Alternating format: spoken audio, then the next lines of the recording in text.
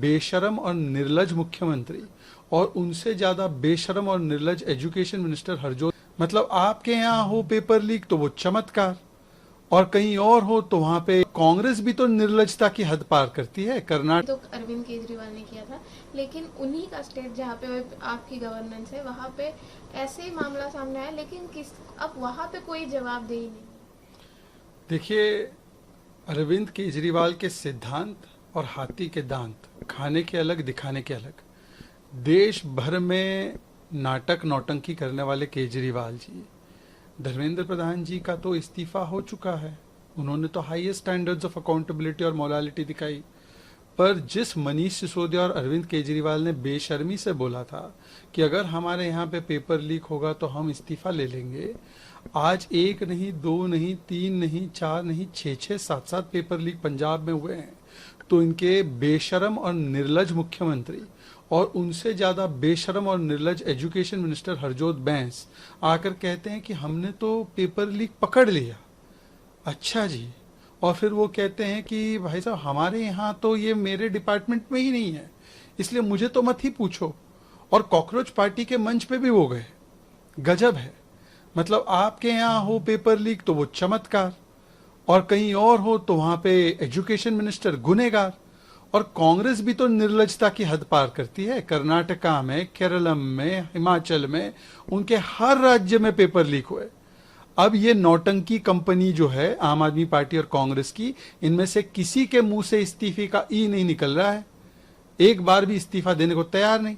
पर चलो, मुझे पूरी उम्मीद है कि कॉकरोच पार्टी के जो होनहार युवा नेता है, अब वो अगला धरना पंजाब में करेंगे जहां पे तो डिनायल मोड में है, डाइवर्जन मोड में है, और फिर कांग्रेस के शासित राज्यों में भी करेंगे और उनके इस्तीफे को मांगने का काम करेंगे।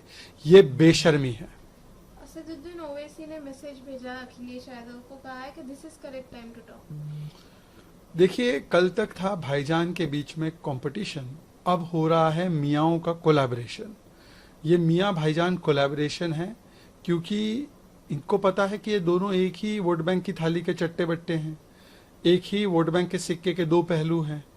दोनों यूसीसी का विरोध करते हैं, दोनों हिंदू आस्था को गाली देते हैं, दोनों महिला अधिकारों का विरोध करते हैं, दोनों आतंकियों की पैरवी करते हैं, दोनों सेना के ऊपर सवाल खड़े करते हैं। तो इतना कॉमन ग्राउंड है इन दोनों में, तो इन दोनों ने बोला कि क्यों हम अलग अलग रहे, तो हम साथ साथ है होने की ये कोशिश है, और चुनाव हो जाते तो हम आपके है कौन हो जाते हैं।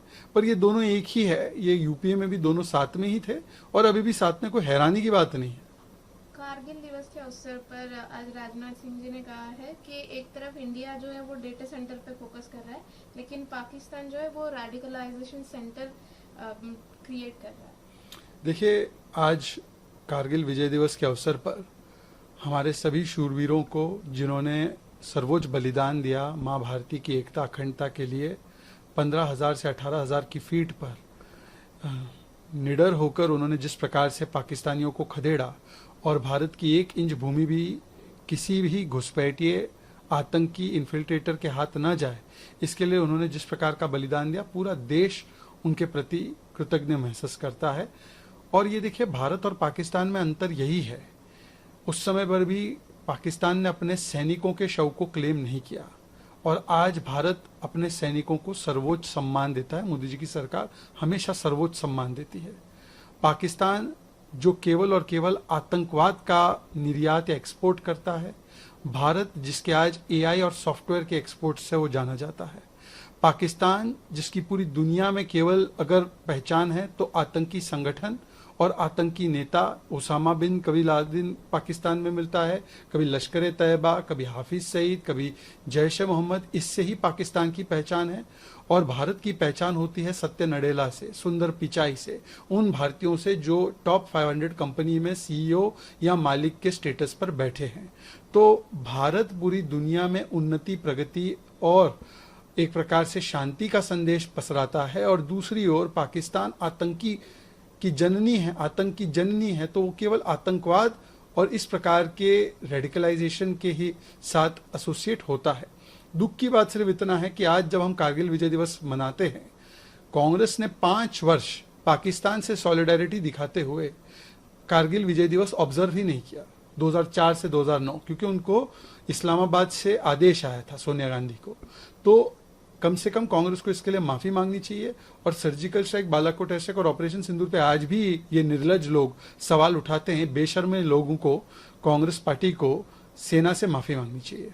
राहुल गांधी ने एक लेटर लिखा है जिसमें वो पूछते हैं कि बच्चों पे जो लाठीचार्ज हुआ है उसके लिए अकाउंटेबल कौन है। देखिए, जिस प्रकार से मोदी सरकार ने पिछले कुछ हफ्तों में दिखाया है कि वो रिसेप्टिव, रिस्पॉन्सिव, सेंसिटिव, स्टूडियस और सेंसिबल, अकाउंटेबल और डेमोक्रेटिक है, और इसीलिए सोनम वांगचुक जी का फास्ट हो या सीजेपी का प्रोटेस्ट हो, स्टूडेंट्स की मांग हो, डायरेक्ट संवाद करके उन सभी की मांगों को पूरा करने का काम अगर किसी ने किया है तो मोदी सरकार ने किया है। मोदी जी ने सीधा संवाद साधा जेनजी से, किस प्रकार से हम एंटी कॉपिंग लॉ लाए, फास्ट ट्रैक कोर्ट लाए, आगे भी हम कड़े कानून ला रहे हैं अगले हफ्ते में, किस प्रकार से जो दोषी है उनको अरेस्ट किया गया, पेपर फिर से करवाया गया, जो पहले यूपीए के ज़माने में कभी नहीं हुआ।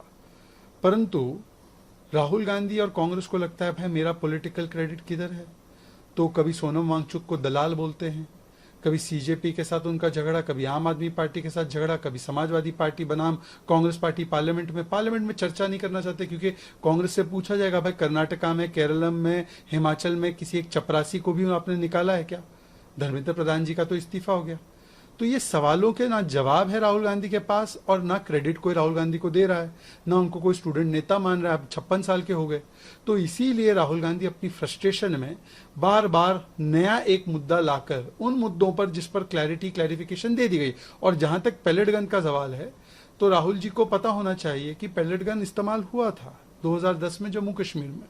सरकारें किसकी थी वो जरा जाकर देख ले, और किस प्रकार से उन्होंने तेलंगाना में स्टूडेंट्स पर क्रैकडाउन किया हो, अभी जो प्रोटेस्ट हो उसमें, जिस प्रकार से मध्य प्रदेश में किसानों पे, ट्राइबल्स पे क्रैकडाउन किया हो, जिस प्रकार से उन्होंने क्रैकडाउन दिल्ली में अन्ना हजारे मूवमेंट चल रहा था तो रामबाला नाम की एक महिला को मौत के घाट उतारने का किया।